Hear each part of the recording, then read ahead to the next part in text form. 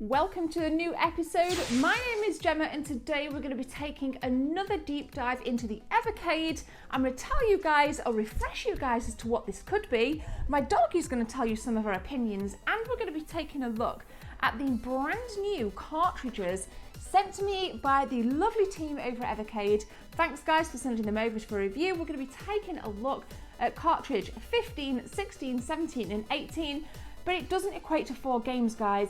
It equates to 40 games, brand new games for you to be playing on your Evercade. Let's swoop in. So up first is cartridge number 15 with the Pico Collection.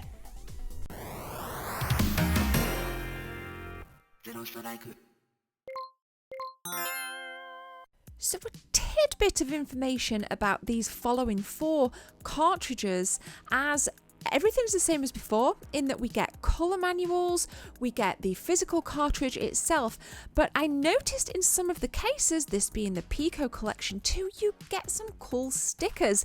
There are stickers in more, but I'll let you find out which ones get the stickers. Now backtracking ever so slightly, if you're not familiar with the Evercade, it was a handheld launched in 2020 with the selling point of having physical cartridges with fully licensed games. There's lots of cartridges out and I've covered every single one in my videos so far. And today I'm going to be talking, like I said, about the newest ones, and this Pico Collection one kicks us off nicely. Rival Turf is one of my favourite games on this particular cartridge, but it's not my favourite.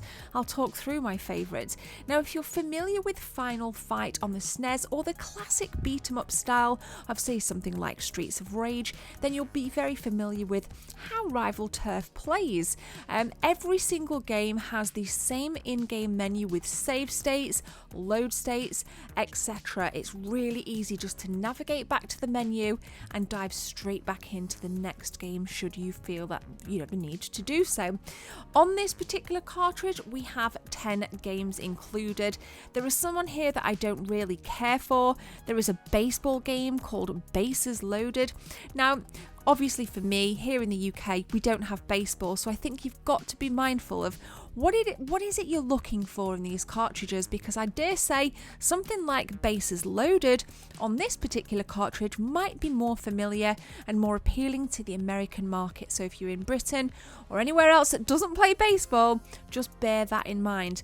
But on the whole, cartridge number 15, the Pico Collection 1, is absolutely fantastic, and it rocks both 8 and 16-bit games.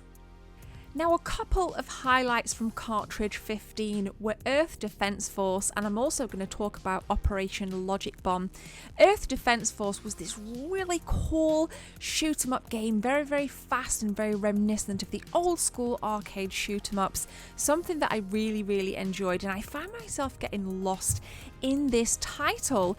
I also really enjoyed Operation Logic Bomb, which is a top-down shooter that really actually reminded me of Alien Breed on the Amiga. Now, I've been playing the Amiga CD32 quite a bit recently, and there's a video to come about that here on my channel.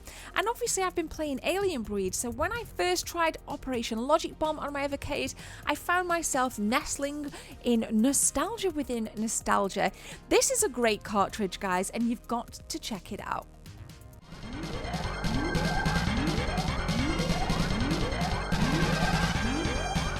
And rocking in at number 16 is the Pico Collection number 2. This one really intrigued me. I like this. 13 games on this beautiful cartridge.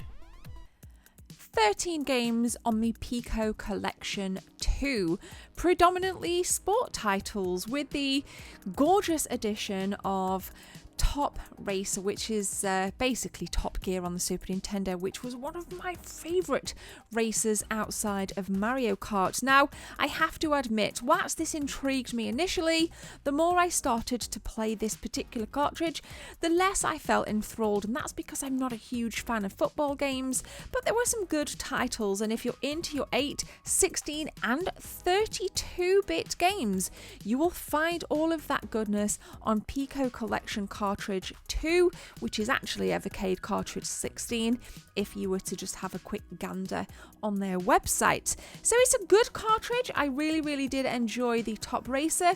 Soccer Kid is also another belter of a title. We had I believe it was released on the Sega Mega Drive back in the day as well. So you're going to get a lot of nostalgia from this cartridge. Definitely worth looking at in a bit more depth.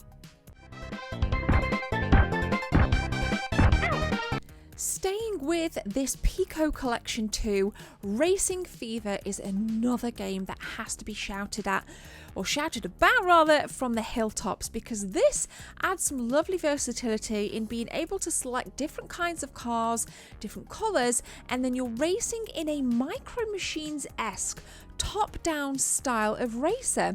But what I really found appealing about this game was just how easy it was. And if you cast your minds back to Micro Machines, when, if you were like me, you were all over the track, falling off, bumping into things, and just generally doing terrible, this felt a little bit more user-friendly, because as soon as you turn corners or you make any slight turn on the D-pad, the car then sticks to the direction you are going in. So that eliminates swerving backwards and forwards and smashing into things. And on the whole, this game really does prop up the Pico Collection 2, and it's probably my favourite game on this cartridge, guys. It's flipping brilliant.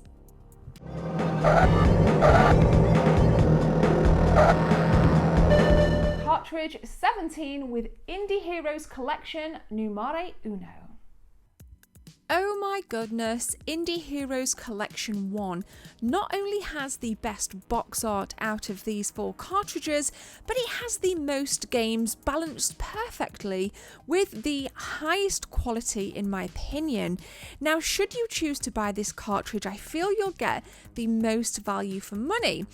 Things like Alien Cat, Foxy Land, there's so much here that whether you're a platformer, whether you're a puzzle fan, or whether you're just a 16-bit top-down RPG kind of gamer, everything that you love about indie is right here. And shout out to indie developers, because the stuff that they do, the innovation they bring to the table is unbelievable, and I do believe that it's showcased wonderfully in this Indie Heroes Collection 1 cartridge.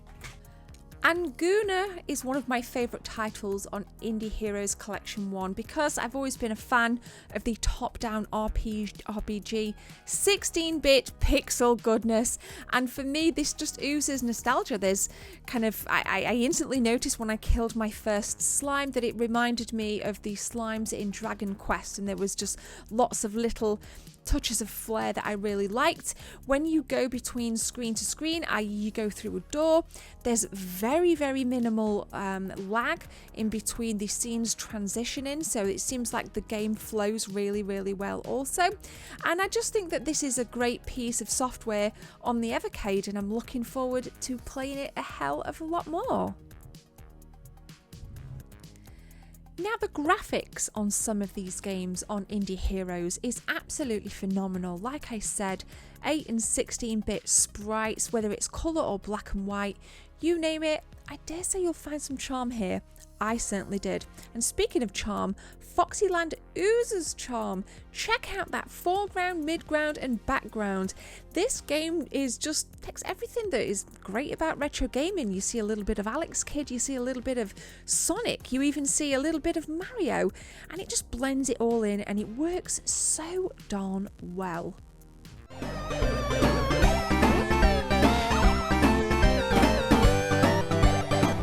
And finally, 3 classic Worms games on cartridge number 18 with the Worms Collection number 1. Now, we should all be familiar with the premise of Worms, and on this classic cart we have Worms, Worms Armageddon and Worms Blast. And starting, of course, where it all started, Worms. How familiar does this screen look? I remember playing this back on the Amiga, and now I can enjoy it again on the Evercade. And the premise is simple. There are 2 teams, and each team has to kill the other team by using any means necessary or available within the game. Here we have a worm utilizing a bazooka, but unfortunately it has backfired, and that was some of the humor in Worms, and I've really enjoyed it playing on my Evercade. Now moving on, this particular Worms game, Worms Armageddon, has much more polished graphics, same premise, and it's a ton of fun, guys. But the final game, Worms Blast,